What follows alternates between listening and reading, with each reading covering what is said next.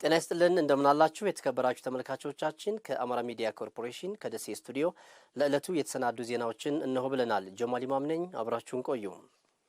ለጤና ለቴክኖሎጂና ለማህበራዊ ሳይንስ የትምህርት ዘርፎች ከፍተኛ ትኩረት በመስጠት ብቁና ተወዳዳሪ ዜጎች ለማፍራት እየሰራ መሆኑን የወሎ ዩኒቨርሲቲ ፕሬዝዳንት ተናገሩ። ወሎ ዩኒቨርሲቲ በተለያዩ መርሃ ግብሮች ለ18ኛ ጊዜ ያሰለጠናቸውን ከ1400 በላይ ተማሪዎችን አስመርቋል። ሳሙኤል ኪሮስ ተጨማሪ ዘገባ አለው።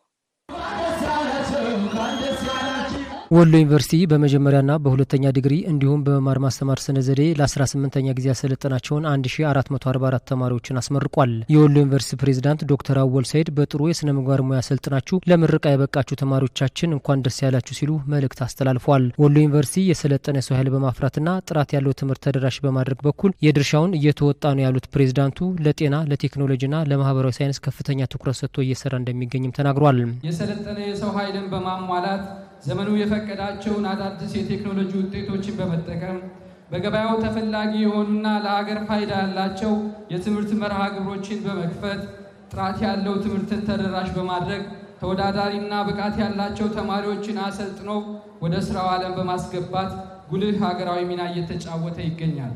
ተመራቂዎች ስራ ፈላጊዎች ሳይሆኑ ስራ ፈጣሪዎች እንዲሆኑ መልእክት ያስተላለፉት ዶክተር አወል ሰይድ በየአካባቢያቸው ሲሄዱ ለሀገራቸው እድገትና ለውጥ የበኩላቸውን ድርሻ እንዲወጡም ጠይቀዋል።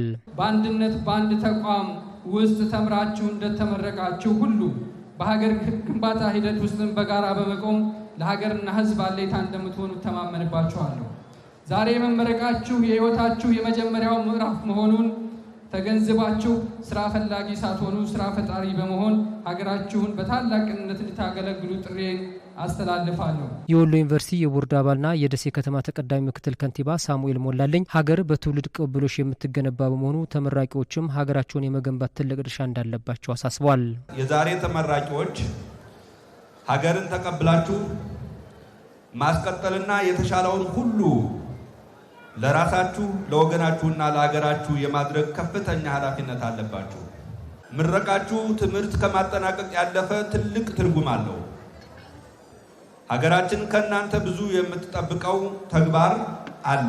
ይህንን ከአሁኗ ደቂቃ አንስቶ ልታስቡትና ልትገነዘቡት የሚገባ አደራ መሆኑን እንዳስገነዝባችሁ እወዳለሁ። የዕለቱ ተመራቂ ተማሪዎችም ማህበረሰባቸውን በታማኝነት እንደሚያገለግሉና ስራ ፈጣሪ ለመሆን እንደሚሰሩ ተናግሯል።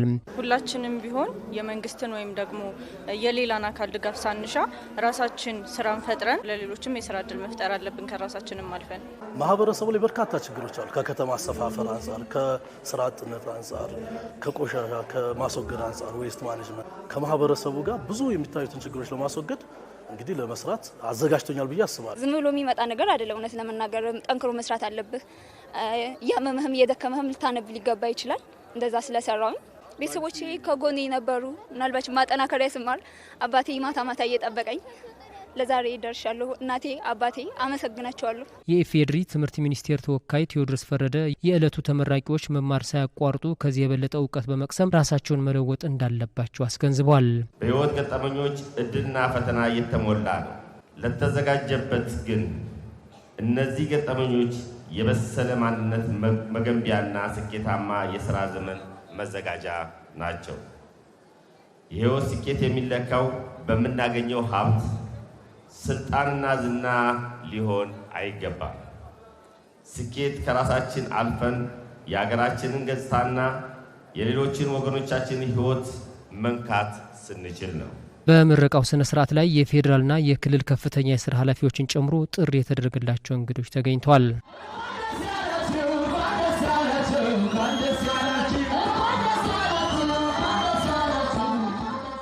ተመራቂዎች በዩኒቨርሲቲ ቆይታቸው የቀሰሙትን እውቀትና ክህሎት ለሀገር ልማትና እድገት እንዲያውሉት የወልዲያ ዩኒቨርሲቲ ፕሬዝዳንት አሳሰቡም።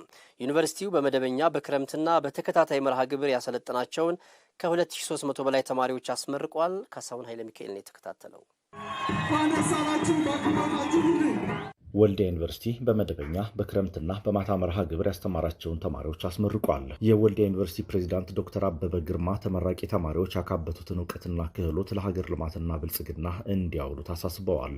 የዛሬ ተመራቂዎች ዩኒቨርሲቲ ቆይታችሁ ያገኛችሁትን እውቀት ለሀገራችሁ አስተዋጽኦ የምታበረክቱበት በማህበረሰቡ ያገኛችሁትን እንግዳ ተቀባይነትና የህዝባችንን ደግነት በሄዳችሁበት በመመስከር ለሀገራችንም አንድነት ሀቀኛ ድልድይ እንድትሆኑና በተሰማራችሁበት ሁሉ የዩኒቨርሲቲያችንና የአካባቢ ማህበረሰብ እንዲሁም መምህራኖቻችሁን የምታኮሩ እንድትሆኑ ከአደራ ጭምር ላሳስባችሁ እወዳለሁ።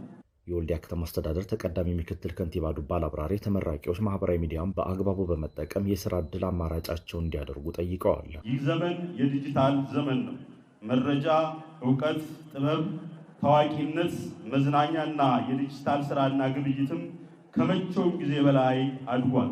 ስለሆነም የዲጂታል ዓለም የሚሰጠንን መረጃ፣ መዝናኛ እና ሌሎች ጸጋዎች በኃላፊነትና በጥበብ በመጠቀም ከዓለም ጋር ተራመዱ የሚለው የዕለቱ መልእክቴ ነው።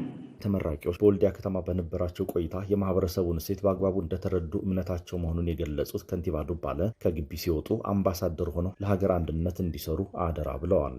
ውድ የዛሬ ተመራቂዎች በዩኒቨርሲቲ ቆይታችሁ ያገኛችሁትን እውቀት ለሀገራችሁ አብሩ። የዚህን ገራገር ህዝብ ደግነት በየሄዳችሁበት በመመስከር ለሀገራችን አንድነት ሀቀኛ ድልድይ እንድትሆኑ አደራ ለማለት እወዳለሁ። አሚኮ ያነጋገራቸው ተመራቂ ተማሪዎች ስራ ከመፈለግ ይልቅ ከዘመኑ ጋር ተራማጅ ሆነው ስራ ለመፍጠር ዝግጁ መሆናቸውን የገለጹት በፈጣሪ ቸርነት ነው እዚህ የደረስኩት ነው ማለት የምችለው። ከዚህ በኋላ ባለው ዘርፍ የራሴን ስራን ፈጥሬ የተለያዩ አዳዲስ ነገሮችን እንትን ብዬ ወደ ስራ ለመቀላቀል ነው የሚሆነው። እንደ ክላስም እንደ ግልም እንደ ቤተሰብም በጣም የዛሬው ቀን ለኛ ልዩ ነው። ለ4 ዓመታት ከነበሩት ልፋት ነው ዛሬ ለምረቃ የበቃ ነውና እግዚአብሔር ይመስገን። በተለይ ደግሞ አሁን ዲጂታል ነገሩ እየበዛ ስለሆነ በእኛ ዘመን በሶሻል ሚዲያውን ብቅ ብለን ራሳችንን እያሳየን ስራ እንፈላልጋለን። ወልዲያ ዩኒቨርሲቲ በ43 የትምህርት መስኮች በመጀመሪያ ዲግሪና በሁለተኛ ዲግሪ ያሰለጠናቸውን 2388 ተማሪዎችን ያስመረቀው።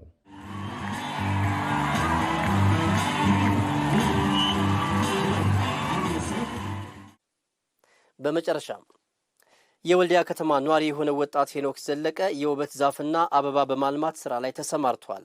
በስራው ውጤታማ መሆኑን የገለጸው ወጣቱ ለሌሎች ወገኖችም የስራ ዕድል ፈጥሯል። ባልደረባችን ካሳሁን ኃይለ ሚካኤል ከወጣቱ ጋር ቆይታ አድርጎ ተከታዩን ጥንቅር ይዟል። አብረን እንከታተል። የወልዲያ ከተማ ነዋሪው ወጣት ሄኖክ ዘለቀ በወልዲያ ዩኒቨርሲቲ በመካኒካል ምህንድስና የመጀመሪያ ዲግሪ ተመራቂ ነው። ችግኞችን መንከባከብ ያስደስተኛል ያለው ወጣት ሄኖክ ከተማረበት ዘርፍ ውጭ የግቢና የጎዳና ማስዋቢያ ችግኞችን ማምረትና መሸጥ ስራ ላይ ተሰማርቷል። እነዚህ የምታያቸው ኢንዶር ፕላንት ይባላሉ። ያ ማለት ፀሐይ ብዙም አይፈልጉም። የቤት ውስጥና የቤት ውጭ በረንዳ ላይ የሚቀመጡ ነገሮች ናቸው። እንደምታየው ሸዱም ለዛ ነው የተሰራው። እነዚህ ደግሞ ውጭ ላይ የሚተከሉ ለአስፋልት ላይ የሚሆኑ እንዲሁም ለቤት ለሎጂዎች መስሪያ የሚሆኑ አበባ ምናምን የሚያወጡ ዛፎች ናቸው። ይሄኛው የማዳቀያ ክፍላችን ነው። ረዲ አበቦችን ምናምን በከቲንግ ምናምን የምንሰራው በኬሚካል እዚህ ቦታ ላይ ነው። ስለዚህ ያው ከሌላ ቦታ አስመጥተን ምናምን ሳይሆን ሁሉንም ነገር የምንጨርሰው የምንሰራው እዚሁ ነው። የማህበረሰቡ ግቢን በችግኝ የማስዋብ ግንዛቤ ደካማ ነበር ያለው ወጣት ሄኖክ አሁን ላይ የተሻለ መነቃቃት እየተፈጠረ ነው ብለዋል። በተለይ ወልዲያ ኮሪደርን በተመለከተ ትንሽ ሰው የሆነ ግንዛቤ እየፈጠረ ነው እና ትንሽ ደንበኞችም እየተንቀሳቀሱ ነው ማለት ይቻላል። ዘመናዊ ቤቶችን የሚሰሩ ያው ቤታቸውን እያስዋቡ ነው። እስከ ሀራ ቆቦ መርሳ ድረስ እየተንቀሳቀስን አንዳንድ ቤቶችን እየሰራን ነው። ስራውን በግል ጥረት ጀምሮ አሁን ላይ ለሌሎች የስራ ዕድል መፍጠር መቻሉንም ነግሮናል። ባዶ ቦታውን እየፈለኩኝ እየተከራየሁ ነው የምሰራው። ከ6 ዓመት በላይ ሆኖኛል እዚህ ስራ ላይ እና ሰፊ ልምድም ግንዛቤም አለኝ ስለ ስራው።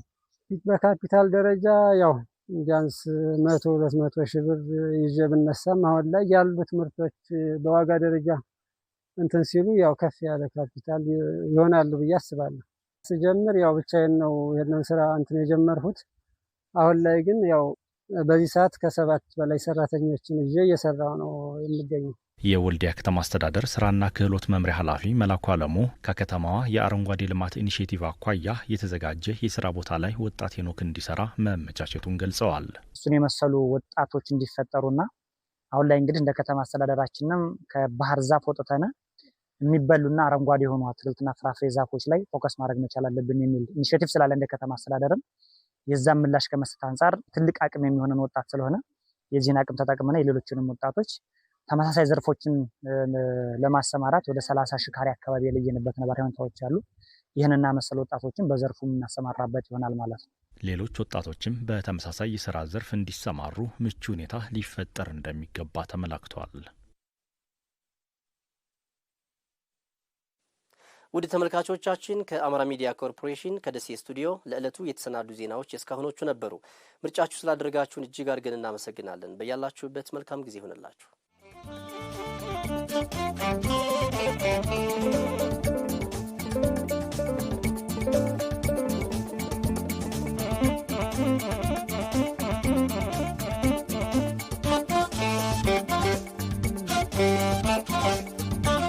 Thank you.